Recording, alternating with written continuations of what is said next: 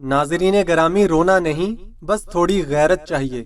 غربت سے بڑا اس صدی میں کوئی جرم نہیں۔ وہ بھی غریب باپ تھا، بس بیٹی کی محبت میں بہک گیا۔ بابا جانی، مجھے سیب کھانے ہیں، چاچا لیاقت مجھے سیب توڑنے نہیں دیتا۔ وہ کہتا ہے چل نکل یہاں سے، تیرے باپ کا باغ نہیں۔ مجھے نہیں پتا، مجھے بھی سیب کھانے ہیں۔ مٹی اور بنا دروازے کے گھر میں 10 سالہ بچی روتی ہوئی اور تقریباً بھاگتی ہوئی اندر داخل ہوئی۔ کندھے سے لٹکا کئی پوند لگا پرانے کپڑے کا تھیلا نما بستہ کچے صحن میں ہی پھینک دیا۔ اکلوتے کمرے میں چارپائی پر بیٹھے عمر دین کی قمیض کا دامن پکڑ کر کھینچا اور ضد کرنے لگی، بس اتنی سی بات، میں کل ہی اپنی سونی ابیہا کو سیب لا دوں گا، اٹھو آؤ مل کر کھانا کھا لیں۔ میں نے کہا بیگم 2 روٹیاں اور بنا دیں۔ عمر دین نے لقمہ رکھ کر ضد کرتی بیٹی کو منایا اور وہ اپنی سہیلیوں کو بتانے باہر بھاگ گئی۔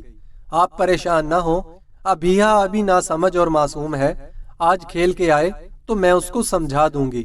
عمر دین نے بیوی کی طرف دیکھا اور اس کی طرف سے کی جانے والی حوصلہ افزائی پر مسکرایا اور کہا، میرے جیسا غریب مزدور محنت کرتا ہے اور اس ملک کی اشرافیہ ہماری محنت کا صلہ ہڑپ کر جاتی ہے۔ عمر دین نے بے بسی سے کہا اور باہر نکل گیا۔ عمر دین ایک پکوڑا فروش ہے، بستی کی قریبی سڑک پر نان پکوڑوں کا ٹھیلا لگاتا ہے۔ وہ صرف اتنا ہی کما پاتا ہے کہ 2 وقت کی روٹی پوری کر سکے۔ ابیہا اس کی اکلوتی اولاد ہے، اپنی بیٹی کو وہ ہر صورت پڑھانا چاہتا ہے۔ وہ سرکاری اسکول میں جاتی ہے اور راستے میں سیبوں کا باغ پڑتا ہے۔ یہ باغ بستی کی پچھلی طرف ہے، اس میں اعلیٰ معیار کا سیب موجود ہے، تاہم پیداوار کے موسم میں ان سیبوں کی سوندھی سوندھی خوشبو پوری بستی کو اپنے حصار میں رکھتی ہے۔ اشتہار بڑھاتی اس کشش کو بڑے تو برداشت کر لیتے ہیں، مگر بچوں کو روکنا بے حد مشکل ہوتا ہے۔ بچے کبھی سیب چرا پاتے تو کبھی مالی انہیں بھگا دیتا۔ یہ مالی چونکہ بوڑھا اور رحم دل آدمی ہے اور ترس کھا کر سیب اتار دیتا ہے تو اسے فارغ کر کے نیا نوجوان اور سنگ دل مالی رکھ دیا گیا۔ ساتھ میں چوکیدار بھی حفاظت کے لیے متعین کیے۔ ان اقدامات کے باعث چوری تو کم ہو گئی مگر ختم نہ ہو سکی۔ اسی روز جب عمر دین کی بیٹی نے سیب کی ضد کی تو بحالت مجبوری وہ مالی کے آگے ہاتھ پھیلانے پر مجبور ہو گیا۔ بھائی ایک سیب اتار دو، آپ مجھے 100 روپے دو، میں آپ کو توڑ کے لا دیتا ہوں۔ مالی مونچھوں کو تاؤ دیتے ہوئے ازلی سفاکیت سے بولا، بھائی اتنا بڑا باغ ہے، اگر ایک سیب کسی غریب کو دے دو گے تو کچھ فرق نہیں پڑے گا، خدا تمہارا بھلا کرے گا۔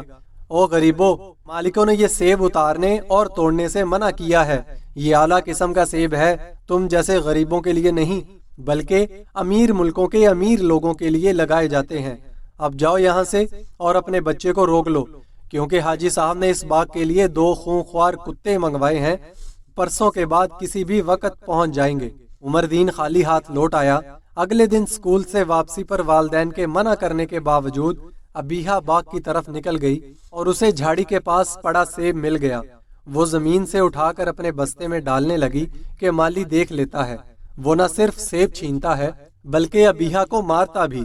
ابیہا گھر آ کر تمام رداد عمر دین کو سناتی ہے۔ عمر دین بپھرے ہوئے شیر کی طرح اٹھ کر مالی سے 2 ہاتھ کراتا ہے۔ وہ غریب ضرور تھا مگر کمزور نہیں تھا، اس کے باوجود وہ اور اس کی بیوی رات بھر سو نہ سکے۔ وہ اپنی محرومیوں اور حسرتوں کو کاغذ کے جہاز کی طرح ہوا میں اڑانا چاہتے تھے، مگر یہ جہاز گھوم کر پھر ان کے پاس واپس آ جاتا ہے۔ مالی کی دھمکی سے اس کے خون میں ابال آ گیا اور وہ بے تحاشا گالم گلوچ بکتا رہا۔ اگلی صبح عمر دین پھر سے پکوڑوں کا ٹھیلا لیے کسی گاہک کا منتظر تھا۔ ایک طرف سے مالی پر غصہ آ رہا تھا اور دوسری طرف احساس محرومی تن بدن میں آگ لگائے جا رہی تھی۔ کیا تھا اگر وہ ایک سیب لے جانے دیتا، زمین پر پڑا ویسے بھی خراب ہو جاتا۔ وہ مالی سے جھگڑا بھی کر آیا تھا۔ صد افسوس غریب کی سنتا کون ہے۔ کاش وہ اپنی بیٹی کو ڈھیر سارا پھل لے کر دے سکتا، یا پھر وہ کسی ایسے گھر میں پیدا ہوتی جہاں ہر قسم کے پھلوں سے مزین تھال اس کے سامنے دھرا رہتا۔ بھٹکتی روح میں سوچوں کے دھارے سے ایک آواز اس کو واپس لے آئی، بھائی صاحب ذرا 20 روپے کے نان پکوڑے تو میری بیٹی کو دے دو۔ موٹر سائیکل پر سوار باپ بیٹی تھے۔ اس کی بیٹی بھی ابیہا کی طرح لگی، اس کے ہاتھ میں سیبوں کا شاپر تھا۔ عمر دین نے جلدی سے سر جھٹک کر 20 روپے کے نان پکوڑے کاغذ کے لفافے میں ڈال دیے۔ जिसे वो मजे लेकर खाने लगी। मोटरसाइकिल सवार ने उमर दीन को पैसे थमा दिए। आनन फानन मोटरसाइकिल, ये जा वो जा। अगले ही लम्हे वो मोटरसाइकिल ट्रक से टकरा गई। मोटरसाइकिल दूर जा गिरी। बाप किसी पतंगे की तरह कई मीटर दूर जा गिरा और बच्ची मोटरसाइकिल के करीब सर के बल गिरी। उमर दीन बदहवास बाप की तरफ दौड़ा। वो तो पहले ही मर चुका था। फिर बेटी के पास आया तो दूसरी निगाह बिखरे हुए सेबों पर पड़ी। हादसे की वजह से सेब भी बिखर गए थे। बाबा जानी, अगर आज आप मेरे लिए सेब ना लाए तो मैं खाना नहीं खाऊंगी और भूखी मर जाऊंगी। और फैसला हो गया। वो जल्दी से सेब लफाफे में डालने लगा, इससे पहले के लोग इकट्ठे हो जाएं और इसके हाथ कुछ ना आए। जैसे ही उमर दीन सेब लेकर मुड़ा तो नीम बेहोश लड़की ने बंद आंखों के पर्दे को हल्की सी जुम्बुश दी और पांचा पकड़ लिया।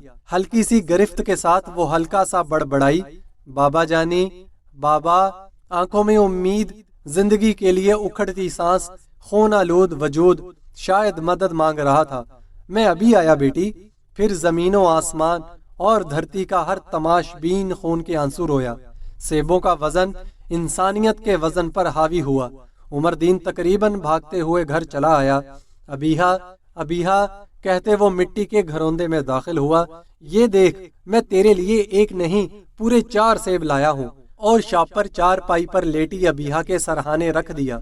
तभी इसे एहसास हुआ कि अबीहा तो बुरी तरह से जख्मी है। सर पर बंदी पट्टी ने हवास बाख्ता कर दिया। बेगम, इसको क्या हुआ? दिल बेकरार ने पूछा। आज फिर ये बाग से सेब चुराने गई थी। माली ने कुत्ता छोड़ा और कुत्ते ने टांग पर काट लिया और सर फट गया। मैं 2 पट्टियां बदल चुकी हूँ मगर खून नहीं रुक रहा। तू इसको हस्पताल ले जा, बेगम आंसू पूछते हुए बोली। तभी उमर दीन ने अबीहा को जोर से झंझोड़ा। फिर देखा तो मुर्दा दिल फिर से धड़कना शुरू हो गया। उजड़ा हुआ बेकार दिल। बाबा जानी, बाबा, माली, कुत्ते ने काटा और नीम बेहोश हो गई। वहीं खून आलूद वजूद, लड़खड़ाती जुबान, उखड़ती सांसें, ये मंजर दोहराया गया।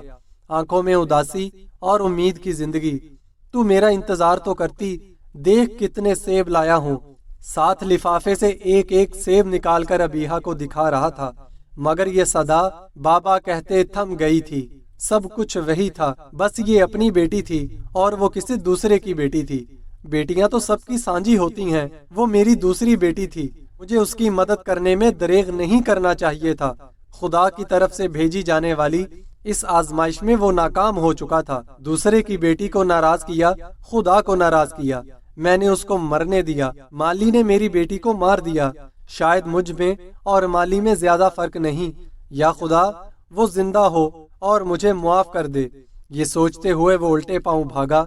जमीर मुसलसल कचूके लगा रहा था। लोगों के हजूम में रास्ता बनाते हुए वो अपनी दूसरी बेटी तक पहुंचा। एम्बुलेंस के सायरन की आवाज मुसलसल आ रही थी। वो साकत आंखें इसी जाविये पर साकत थीं जिस नुक्ते पर वो इन्हें धुतकार कर गया था।